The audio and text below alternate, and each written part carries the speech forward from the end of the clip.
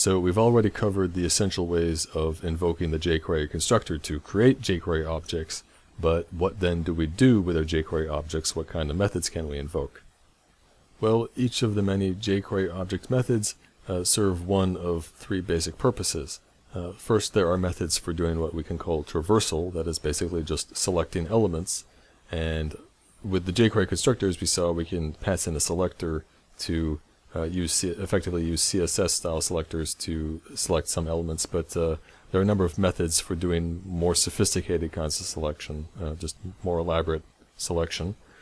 And then second, we have methods for doing manipulation, that is adding things to elements, like adding content, changing the text content, moving elements around, like taking this paragraph tag, this p tag, and removing it from this div and placing it in this other div, changing attributes, changing CSS properties, etc. And then third, we have methods for binding and triggering events. And events are what in the browser allows us to have our code respond to user actions, such as when the user clicks on something. Also, as we see, there are a few events that occur when something changes in the state of the document itself. Like, for example, we'll see that there's an event which triggers when a document has finished loading and so is ready to be inspected and manipulated by code. I did state earlier that jQuery doesn't abstract over all of the functionality of the DOM, so in some cases you'll need to deal with raw DOM elements. So one capability we need is a means to get at the actual DOM element objects wrapped by a jQuery object. And to this end, jQuery objects have a method called get, which returns a single DOM element. So here in this example, first we're creating a variable called formJQ, and we're assigning to it a new jQuery object as created by the jQuery constructor. Remember, the $sign is just an alias for jQuery. And to this constructor call, we're passing in a string reading simply form.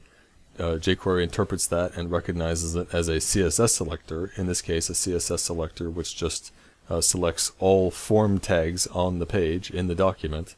And so this jQuery object is a wrapper around all the form objects in the page, in the document. Then in the second line we create another variable called formElement, into which we are assigning the actual form DOM element object that is returned by the get method. So on our jQuery object formJQ, we're invoking get and passing in the argument 0. The 0 here is an index, because remember the jQuery object is it's a collection. It might have multiple DOM elements inside, so this is returning the first. We're using 0-based indexing, so it's returning the first form element contained by the jQuery object, and that's what's being assigned to the variable form element. So now that we have the actual DOM element object representing the form, we can invoke this method reset, which is something that form element objects in the DOM have, but jQuery objects do not. Now you may be wondering, what if I want to get an individual DOM element out of a jQuery object, but then have that DOM element wrapped as a jQuery object because I want to work with it as a jQuery object? Well, you could simply then just pass that object to the jQuery constructor to get a new jQuery object wrapping that individual DOM element. Alternatively, you can use the EQ method, which is peculiarly named. I assume it stands for equals. It's like, give me the element equal to this index. I don't know why, but anyway, it works just like get, except whereas get returns an actual DOM element, EQ returns that DOM element wrapped in a jQuery object, a new jQuery object. So here, when we declare a variable formJQ first, and we assign it what's returned by EQ with an argument of 0 on the jQuery object, we get that same form object, but just wrapped as a jQuery object. It's a pretty minor convenience, to be honest, because again, you could just simply pass the raw DOM object to the jQuery constructor yourself with not much more bother. So now we'll look at some of the more essential traversal methods. First, the method add takes a second jQuery object as argument and creates a new jQuery object which contains the full set of objects from both the object of the method itself and the jQuery argument. So here, if we call x.add with an argument of y, assuming x and y are both jQuery objects, then what we get is a new jQuery object that contains all of the elements that are included in both X and Y.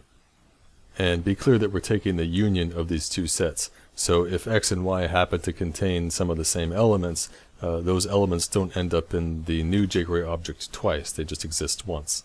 You don't end up with duplicates in the new set.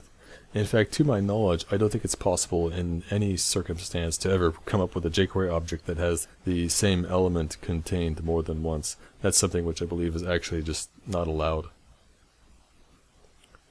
The filter method takes a selector string, which it uses to create a new jQuery object representing that subset of the existing jQuery object. So here when we call x.filter with an argument of .orange, this returns a new jQuery object which contains all of the elements found in X, which are members of the class orange. The children method returns a new jQuery object which contains all of the children of every element in the original jQuery object. So here x.children, this returns a new jQuery object returning all the children of every element in X. The find method returns a new jQuery object containing all of the descendant elements of the original jQuery object, but filtered by a selector string. So if we invoke x.find with a selector string of .orange, then that returns a new jQuery object containing all the descendants of every element in the jQuery object X, but only those descendants which are members of the class orange.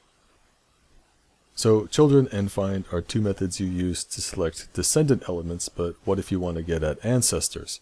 That is, what if you want to go up the tree rather than down? Well, the parent method returns a new jQuery object which contains all of the immediate ancestors, the ancestors one step up the chain, of each element in the original jQuery object. So if you call x.parent, then that's all the parents of every element in X. The parents method, parents plural, grabs not just the immediate ancestor, the immediate parent, it grabs all of the ancestors, the ones all the way up the chain to the root. Now you'll notice a little bit of a strange asymmetry, and that is that to go down the tree, we have the methods children and find, but find always requires a selector. I'm not sure why it does. If you want to grab all of the descendants, you can simply invoke find with a selector of asterisk. A selector of just reading asterisk it's a catch-all, it grabs everything. When it comes to selecting all ancestors, however, you just invoke parents and there's no selector required. I don't really understand why there's that asymmetry. It seems like a kind of an odd design choice, but that's how it is. So we have children and find for getting descendants, we have parent and parents for grabbing ancestors, but what about siblings? That is, other elements which are children of the same parent. Well, for that we have next and prev, obviously short for previous. The next method returns a new jQuery object containing all of the siblings that immediately follow all of the elements in the original jQuery object. And prev does the same thing, except it grabs the immediately preceding siblings rather than the immediately following. In case I haven't been exactly clear about what a text node is, consider this HTML. We have this div tag, and inside it we have some text content, and in the middle of that we have an anchor tag, and that anchor tag itself also has some text content. The question is, how many children does this div tag have? And the answer is, it has 3. The first child is the first chunk of text, which is one text node, and then the second child is this anchor tag, and then the third child is another chunk of text, which is a text node. And to be clear, the anchor tag element itself has its own content, its own text content, which inside that anchor tag, that element node, is a text node. Now, this text node, anchor node distinction is important because what I failed to mention earlier is that the traversal methods, child, find, prev, next, all of those ignore text nodes. They only select for element nodes. The only jQuery method which includes text nodes in its selection is contents, which works just like children, except it selects text nodes as well as element nodes. Now, if you just want the text content as a string, you don't necessarily want to use contents. Contents returns a jQuery object representing the nodes. You want just a string. So for that purpose, we have the text method, which returns a concatenation of all of the text node content in all of the elements of your jQuery object. And this includes actually the descendants of those objects. So looking back at this example, if we were to select the div here and then use the text method to get the text content, it would include all of the stuff in that anchor tag, even though the text node in that anchor tag isn't a child of the div itself, it's a descendant though. And understand the text would come back as just a single string, and it would be concatenated in the order as it's written in the HTML. Now, to set the text content of the elements contained in a jQuery object, you can again use the text method, but you provide a string argument. So here if we write x.text with an argument of hello, then that sets the content of all the elements of x to simply read hello. And the important thing to understand here is if those elements have other content, including existing text content or existing element nodes, those get clobbered, they get overwritten, and all that remains in these elements is just this text content. Somewhat similar to the text method, we have HTML, which will return the HTML string representation of the first element in a jQuery object. So when we call x.html, this returns a string of HTML representing that element itself and all of its descendants. Be clear that this does nothing to actually modify any elements, it's simply returning a new string. Now, if we invoke the HTML method and pass in a string of HTML, well, jQuery will parse that HTML to create new DOM elements, and it will insert those new elements as the content of all of the elements in the jQuery object. So if we invoke x.html with this string of HTML reading just a single div and some text content reading hello, well, for every element in X, its content is being replaced by new HTML, new div elements, simply containing a single text node. So if our jQuery object has 3 elements, then this HTML is being parsed into DOM elements, and jQuery produces 3 copies of those same elements and inserts each content as the content of each of the elements in the jQuery object. The attr method, the attribute method, is what we use to get and set the attributes of our elements. To simply get the value of an attribute, we pass in the name of the attribute we want, and this returns the value of that attribute for the first element in the jQuery object. So if we write x.attr with a string argument reading just ID, that returns the value of the ID attribute of the first element in X. To actually set attributes, we simply provide the new value as a second argument. So here x.attr with an argument ID and an argument of a string shark, that's setting the value of the ID attribute of all of the elements in X to shark. So again, we have an asymmetry here, because when you get the value, you're just getting the value of one element, but when you set, you're actually setting for all. Though in this example here, of course, hopefully the jQuery object X only has one element, because you're not supposed to give multiple elements the same ID. That's not proper. Now, using this attr method, we can set any attribute, including the class attribute. However, a better way to set the class attribute is to use these two methods, addClass and removeClass. The class attribute, remember, can have multiple values all separated by spaces. So when we invoke addClass here with an argument of orange, that's adding orange to whatever classes the class attribute already has. And conversely, when you call removeClass, that removes orange if it is one of the classes in the class attribute. So these two methods are quite convenient, because we can add a class or remove a class without having to worry about messing up the other classes which the class attribute might already have. Also, these methods are smart enough not to redundantly add a class if it's already there in the class attribute. You wouldn't want, say, orange to be repeated twice in the attribute, because then when you try and remove it later, you'll end up probably removing one and forgetting to remove the other. So in practice, these methods are used very, very commonly, because say you'll have something on the page which, given some user action, say they click on it or whatever, you want it to change state. And in your CSS, you define some class which you want that element to have when it's supposed to change state. So what you do is you simply add that class to the element And then later, if you wish to change it back, you can simply just remove the same class. Now, DOM elements actually have properties which reflect the CSS properties. So you can inspect, say, the font weight of an element and set it by assigning to that same property. The best way to get and set these properties, though, in jQuery is to use the CSS method. Here, when we call x.css with an argument font-weight, that returns the value of the font weight property of the first element in the jQuery object x. And if we wish to actually set a CSS property, we simply provide a second argument, the value. So x.css with the first argument font-weight and the second argument normal, that's going to send the font weight property to the value normal for all elements in the jQuery object x. And again, note the asymmetry. When we get the property, we're just getting just one value for one of the elements, the first element, but when we're setting this property for all of the elements in the jQuery object. Now, a very common thing we want to do in a page is to take some element and hide it if it's already shown, or conversely to show it if it's been hidden.